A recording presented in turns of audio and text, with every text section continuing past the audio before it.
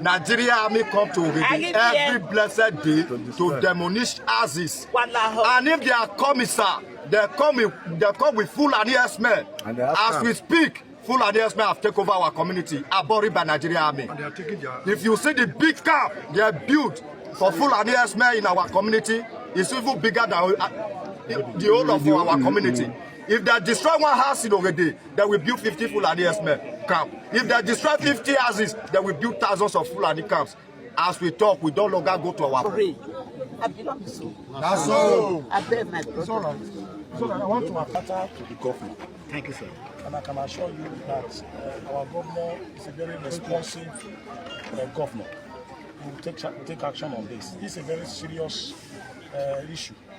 So I want to let you know that we are going to take it to the governor, who will take a decision on how to move these issues forward. But I can assure you that the governor will respond, and he will respond very swiftly on this issue. So innocent citizens are protecting their farms from Fulani herdsmen. Look at them running back after committing. They have committed and they are running back to their place.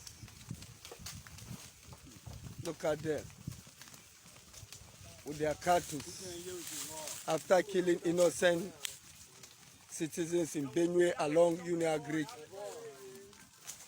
axis. And look at farmers running back from their farms. Look at them running.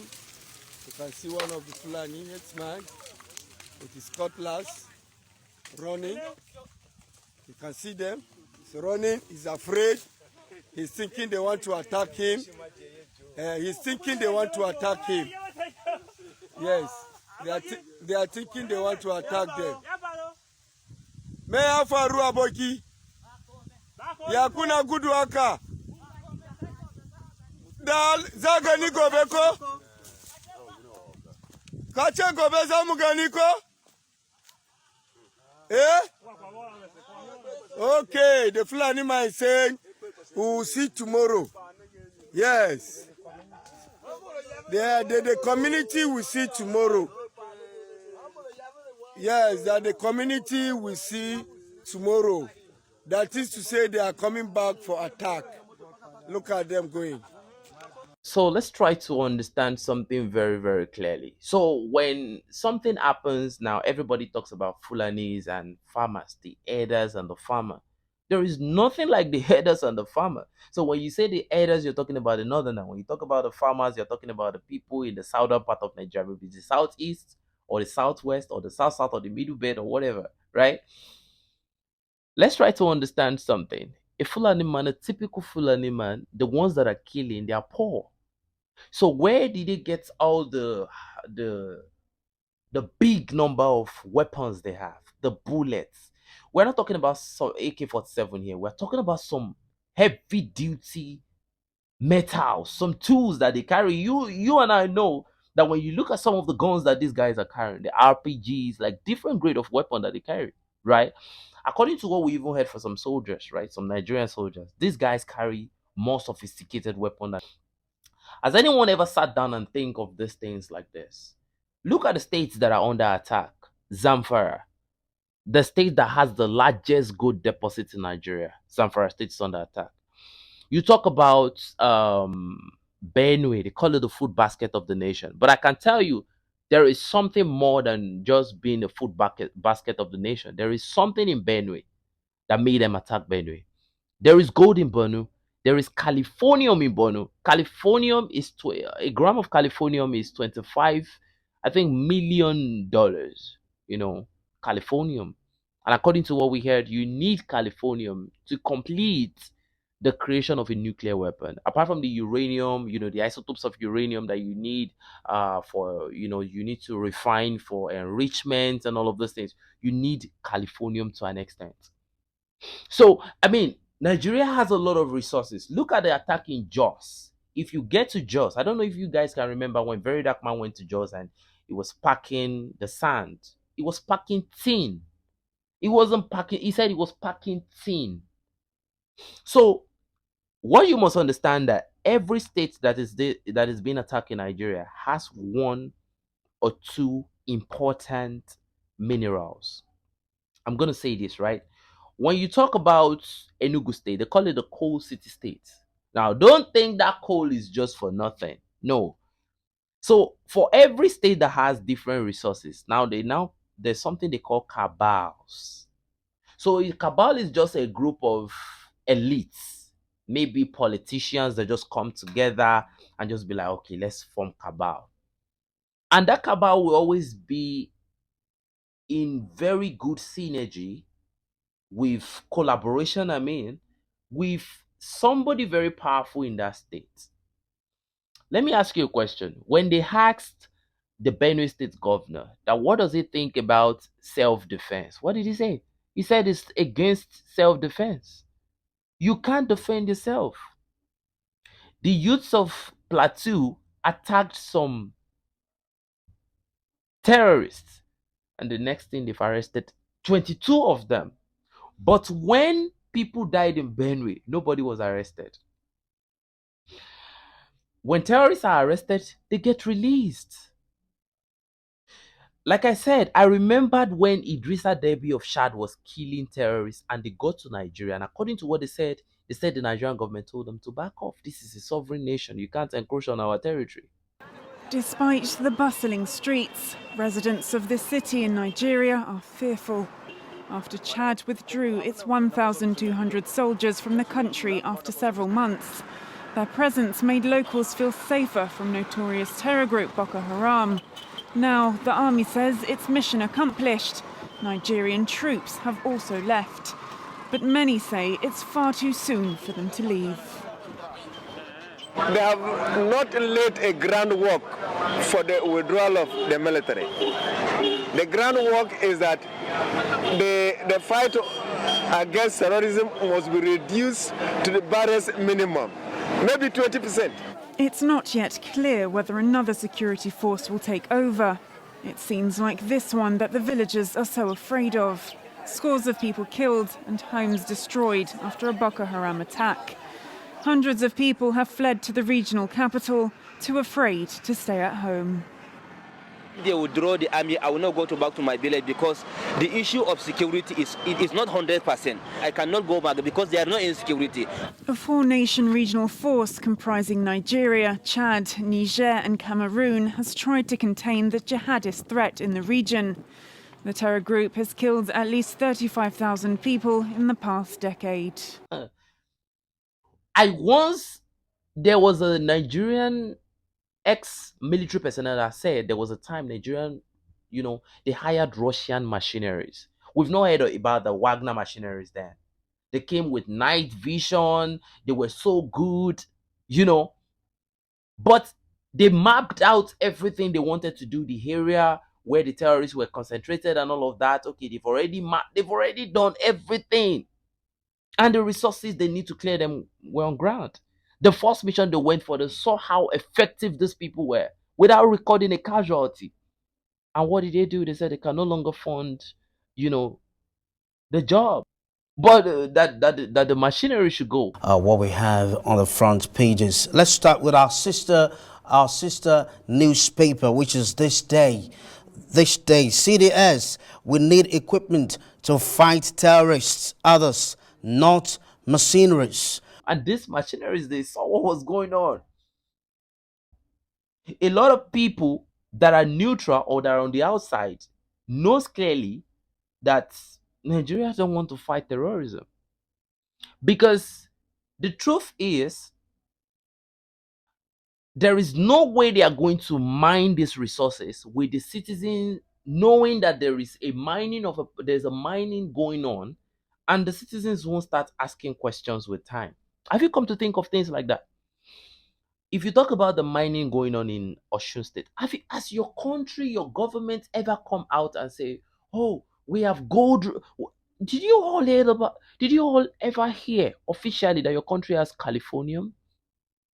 Did you all hear that? You only hear that there is gold in Osun State.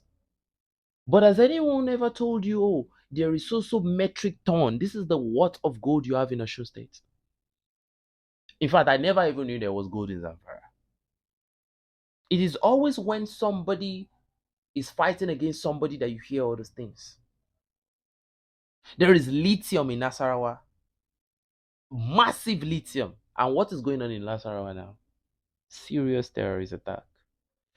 So the thing is, and you hear some governors come out openly to say that they're ready to negotiate with terrorists. Negotiation, though often controversial, has long been a tool in conflict resolution, especially when force alone proves insufficient. The Sokoto state government is now considering this option, as it says it is now open to negotiating with bandits terrorizing rural communities in the state. According to the special advisor to the governor on security matters, retired Colonel Ahmed Usman, the states will like to engage in dialogue with any armed group that wants to lay down their arms and live peacefully. That they are ready to dialogue, to negotiate with them. And when they catch these terrorists, what do? They say they are repentant, they will rehabilitate them. The job, so look, because if you want to stop the terrorists, they are poor by nature, right? So to stop them, you would think, okay, if I can block the source of the funding, I might be able to. They will spend their arsenal, and once when their arsenal is outspent, you can level them up. But you can't level them up because the people pumping the money are within. A lot of people are not thinking about these things. But when this attack happens, and a lot of people will be like, oh, can they be so bloodthirsty? My dear, the first day you shoot a gun at someone, boom, and the person goes down. After some time, it becomes a second nature. You don't even regret killing somebody before. It becomes a part and parcel of you. Go and ask any professional in their job. The first day you see maybe a complete amputation of maybe somebody that has bilateral fracture, femoral fracture, and all of that. The first day you do amputation, the third, fourth time, it becomes a normal thing. So this whole killing, they don't look at when they were questioning the governor of Benue State about the killing. It was looking at the camera, it was looking at the phone, so confident. It doesn't look like anything to them. Is the money that is important. It's not the cow. The cow is like the way, the avenue through which the herders are going to infiltrate wherever they want to infiltrate. Do their surveillance while they are moving. They do their local surveillance. The drone, the maintenance cost of the drone, maybe hourly or daily, might be too expensive. So move around the town with your cows.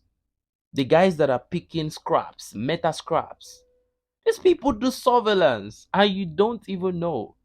Okay, you will now ask the question, why are they not attacking the state capitals? Have you ever thought of something? The capitals of every state in Nigeria don't have the resources. It is the local, the local environment among them. Those local villages, that is where the resources are. Because in the capital, all the land are almost used up. The lands are most expensive. People are congested in the capitals. But where you have the resources is in the local environment. Where did they kill the people in Benue? Yellow water. Look at the name. Have you ever, when you talk about Benue, you talk about Makurdi. Yellow water. That's where the attack happened. So, and those are the places where the major production go on. That is where you have the resources. In Borno, you don't have the resources in the capital. You have it like.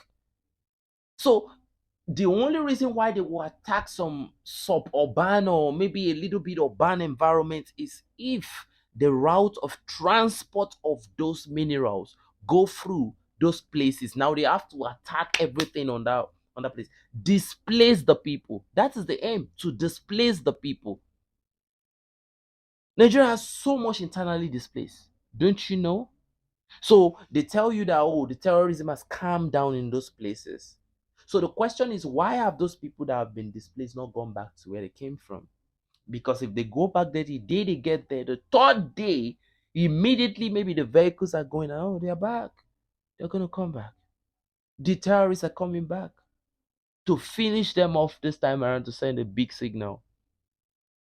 Now, when you talk about, oh, how is the foreign nations gaining and all of that? Go and look at it. The only thing that the UK is the British government that are seriously involved with, the way go and look. You hardly can hear that any of the British colonies are really, really, fighting against the colonial hegemony. You can hardly see that because the way they do it is like a YouTube partnership program, 60-40, 65, 35. The partnership is somehow they get everybody's hand stained. So the prefectures are always very, very obedient. Your elections, forget it. It has already been decided even before you. You guys are just going to perform the process. But the candidates have been selected. Look at what they do. You can see it in the international events going on. So if you want to address the issue of the killing and everything that is going on, you go for the sources, the financiers of this terrorism. And you already know who the financiers are. So this all is Edal, farmer, communal clash. There's no communal clash. There is no clash between the Edas and the farmer. You can see that the Fulanis have effrontery, a lot of effrontery. They are boasting. It's just like when you are the new housewife that just got, the way you be behaving to the older wives. That is what it looks like. And it is because they have so much effrontery and fortitude because they are being backed by the powers that be, the government, and the government have sub prefectures too. So it's a very, very difficult something. So that is why if you're a Nigerian and you are a reasonable Nigerian, because at the end of the day, I don't see a bright future. Just get that very, very clear. If you have good meaning for yourself, don't stay back to be like, I want to fight for my land.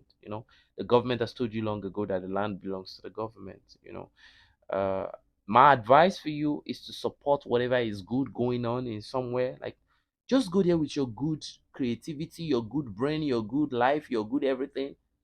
Go to a good place, not within Nigeria. No, no, you can't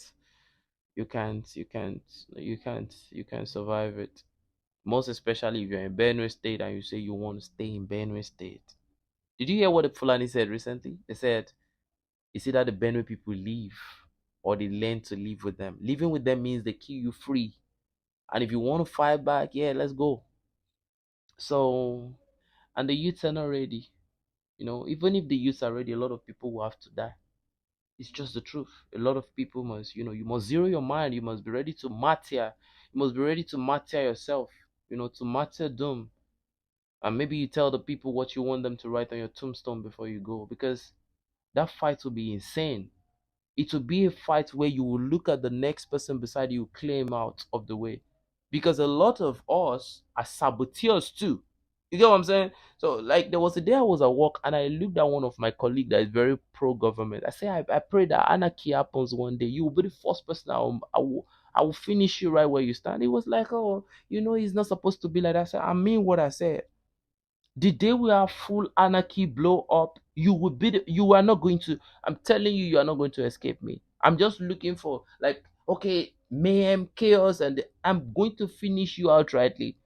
Because as the country is going down and everything is going down, and we keep saying, oh, the government are doing it fine. And I knew that these are just one of the people that, like, it's not a matter of colonialism. It is because, okay, maybe it's somebody from their tribe that is there, or somebody, like, I just know. But I don't worry. I'm a Christian by birth, but I don't believe in religion. You are a Muslim, a very hard one that talks about Sharia and all of that. And I promise them, the day anarchy will break out, it should just evacuate the whole place. Because you can see even the whole death, the killing that is happening. These people are so immune to it that they say, yeah, they always try to find a way around it. So the problem is very, very deep. So a lot of people will say, Nigeria should improve. Nigeria is not a country. Yes, Nigeria is like three countries brought together. The Yorubas are a different people. You see the North. Oh my goodness. Those ones are totally different. Just even if you take the North out of Nigeria, the Igbos want to go. And I give the Igbos a lot of respect. Um I'm a Yoruba and I'm an Igbo too. You know, my mom is Igbo, my dad is Yoruba. So the thing is, one thing you cannot take away from the Igbo people, they are very, very creative in terms of engineering. When you talk about business, the Igbos, like, if you get to a place in Africa, look at in the United States recently, they celebrated Igbo Day, and what did the mayor say?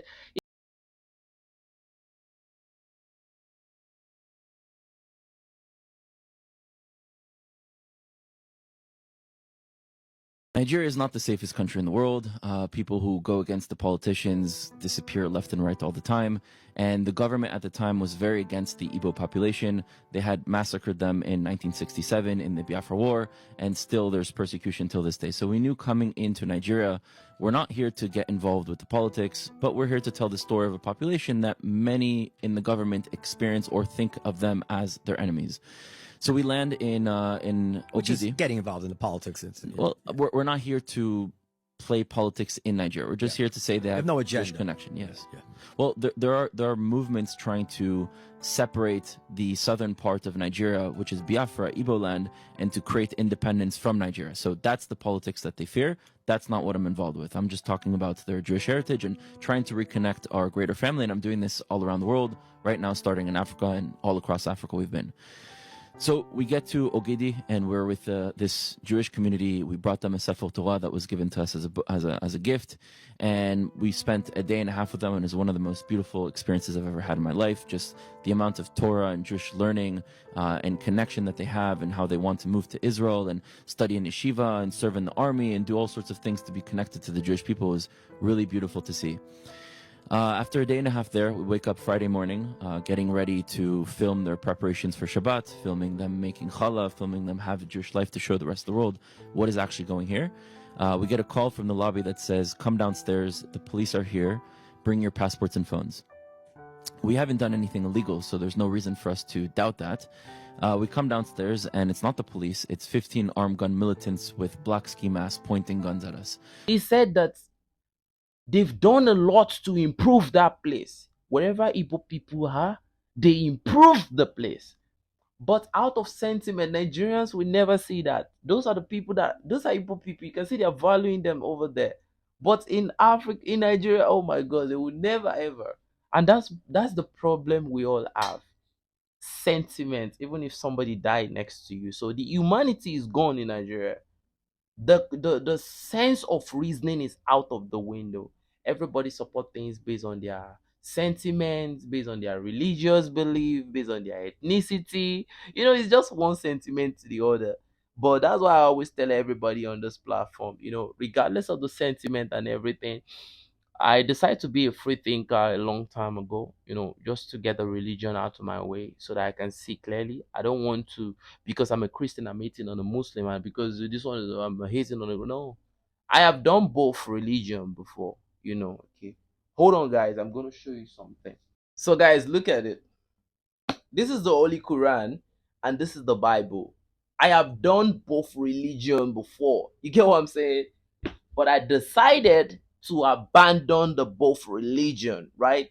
After getting out of my parents' house, I wanted to know the truth, right? So I went to Christianity, and I see a lot of things that are going on in the churches, like pay this money, pay this money.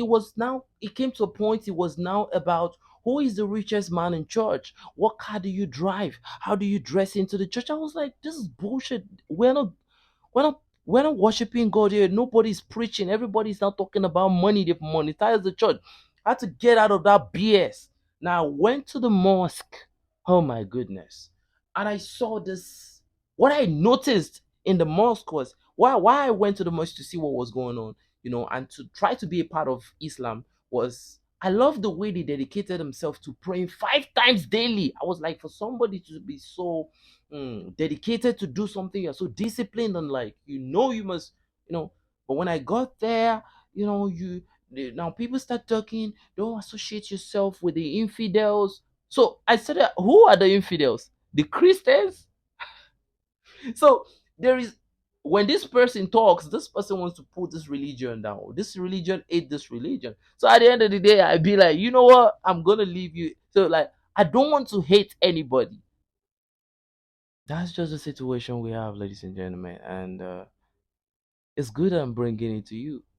So, like I always tell you guys, the real Androids, the originals of this channel, I promise you at the end of the month, you're going to see that, yeah, we have improved because you guys have made my dream come true. My dream is to see this channel become one of the best independent channel, and when the time comes, you all are going to see. For those that are going to stay here with us, you are going to see this channel rise massively. This is just the beginning. I know where we're going, right? But remember, stay out of trouble, but above all, stay very dangerous because your life depends on it. You don't have to go look for no trouble, but stay extremely dangerous. Your life depends on it. Defense is not a crime. But while you're defending yourself, be extremely dangerous, but avoid trouble. But if they bring it, let all hell break loose. That's it. Thank you for watching and God bless you.